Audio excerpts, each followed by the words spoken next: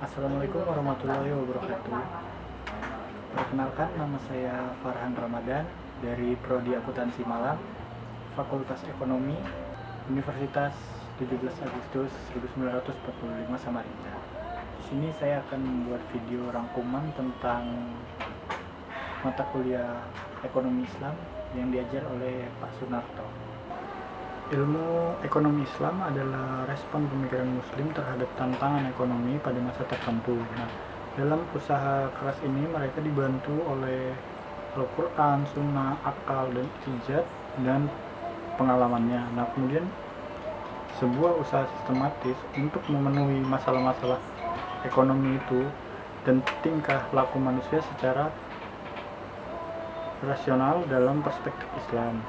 Kemudian ada dibahas aspek dasar ekonomi Islam, yaitu aspek akidah. Yang pertama ya, Rabbaniyah, yaitu mengesahkan Allah melalui segala hal yang telah diciptakannya dengan selalu yakin bahwa Allah adalah pemberi rezeki dan pemilik alam semesta.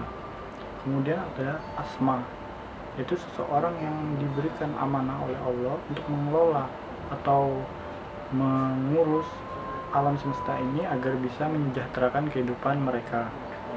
Kemudian ada prinsip derivatif yang menjadi ciri-ciri sistem ekonomi Islam. Yang pertama ada multi-type ownership, kemudian freedom to act, kemudian ada social justice.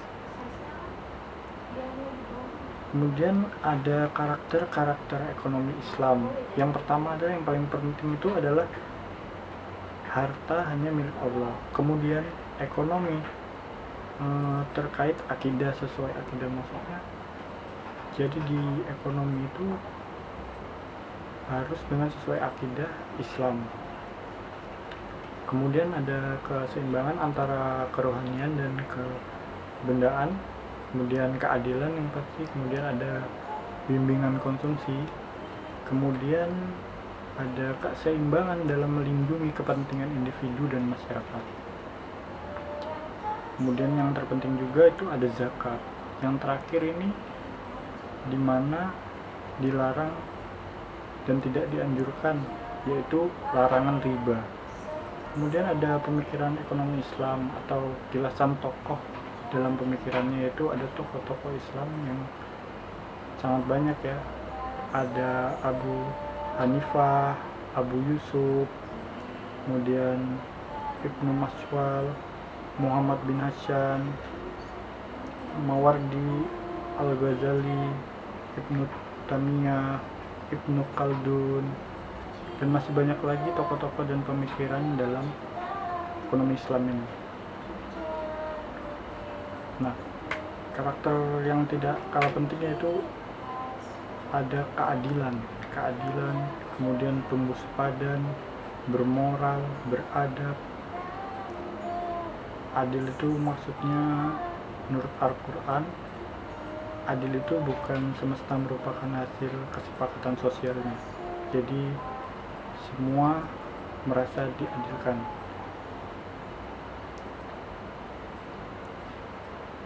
Kemudian kalau filsafat ekonomi Islam itu didasarkan pada konsep triangle, yakni di mana ada Tuhan, manusia, dan alam.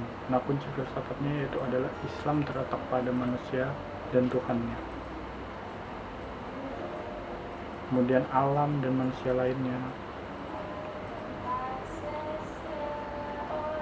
Sini juga membahas tentang lembaga keuangan Islam atau fiqh muamalat.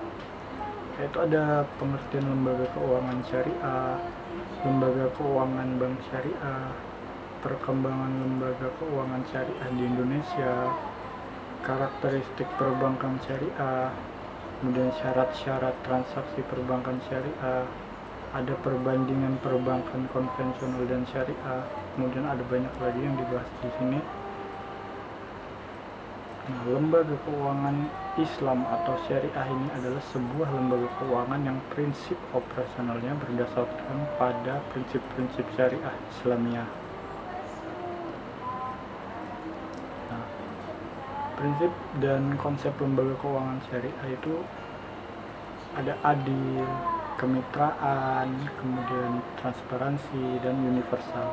Nah, maksud dari keadilan ini di mana hasil yang dibagi sama-sama memberikan keuntungan dan tidak merugikan bagi pihak-pihak yang terkait.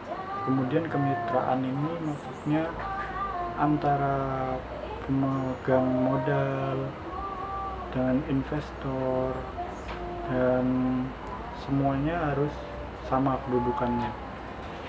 Kemudian transparansi itu di mana kita bisa mengetahui tentang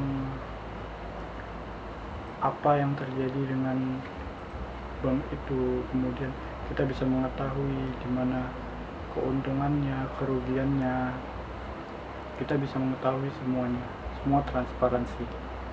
Atau tidak ada yang ditutup-tutupi. Kemudian universal itu maksudnya dimana tidak harus orang Islam yang hanya bisa menggunakan konsep-konsep syariah ini, dimana semua bisa menggunakannya karena saling menguntungkan dan saling mengedepankan keadilan. Kemudian ada prinsip bank syariah. Kemudian ada tujuan utama mendirikan lembaga keuangan Islam, yaitu menunaikan perintah Allah dalam bidang ekonomi dan muamalah. Kemudian membebaskan masyarakat Islam dari kegiatan-kegiatan yang dilarang oleh agama Islam. Kemudian ada tujuan utama mendirikan lembaga keuangan Islam, yaitu menunaikan perintah Allah pastinya dalam bidang ekonomi dan muamalahnya. Kemudian membebaskan masyarakat Islam dari kegiatan-kegiatan yang dilarang oleh agama Islam, seperti contohnya riba.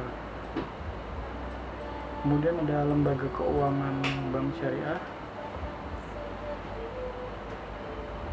yaitu dalam Undang-Undang Nomor 10 tahun 1998, di mana bank syariah melaksanakan kegiatan usahanya berdasarkan prinsip syariah. Kemudian tujuan bank syariah. Nah, bank syariah ini adalah bank yang aktivitasnya meninggalkan masalah riba. Dengan demikian, penghindaran bunga yang dianggap riba menurut salah satu tantangan yang dihadapi dunia Islam dewasa ini. Kemudian ada tujuan perbankan syariah didirikan itu karena pengambilan riba dalam transaksi keuangan maupun non-keuangan dalam sistem bunga. Bank tidak akan tertarik dalam kemitraan usaha tersebut, kecuali bila ada jaminan kepastian pengembalian modal dan pembagian bunganya. Ada kesepakatan dari kedua belah pihak. Prinsip-prinsip dan karakteristik perbankan syariah. Berdasarkan prinsip syariah, kemudian beroperasi atas dasar bagi hasil, kemudian ada kegiatan usaha yang memperoleh imbalan dan jasa, tidak menggunakan bunga sebagai alat yang memperoleh pendapatan. Kemudian asas utamanya itu kemitraan, tadi keadilan, universal dan transparansinya. Kemudian nomor 5, syarat-syarat transaksi perbankan syariah, yaitu tidak mengandung unsur kezaliman, bukan riba, tidak membahayakan pihak sendiri maupun pihak lain, tidak ada penipuan atau gahar, tidak ada mengandung materi yang diharamkan, kemudian tidak mengandung unsur judi atau maisir. Perbedaan laporan keuangan bank konvensional dan bank syariah. Yang pertama, bank konvensional itu ada neraca, laba rugi, arus kas, dan laporan perubahan ekuitas atas catatan laporan keuangan. Kemudian bank syariah itu lebih banyak, yaitu ada laporan perubahan dana investasi terkait, kemudian laporan rekonsiliasi pendapatan dan bagi hasil, laporan sumber dan penggunaan dana zakat, laporan sumber dan penggunaan dana kebijakan, kemudian catatan atas laporan keuangan yang terakhir. Di mana dalam prinsip keadilan itu adalah ruh dan misi utama dari bank syariah, yaitu bank syariah memberikan bagi hasil atau mudharabah transferan prestasi dari mitra usaha sesuai dengan hasil kerjanya masing-masing dan proporsi yang adil sesuai dengan fitrah alam. Kedua ada kemitraan, yaitu posisi nasabah, investor, dan pengguna dana dan bank berada dalam kedudukan sejajar sebagai mitra. Kemudian kerja keras dan waktu, pendapatan, tempat, dan yang sepadan dengan faktor modal. Ketiga ada transparansi, yaitu faktor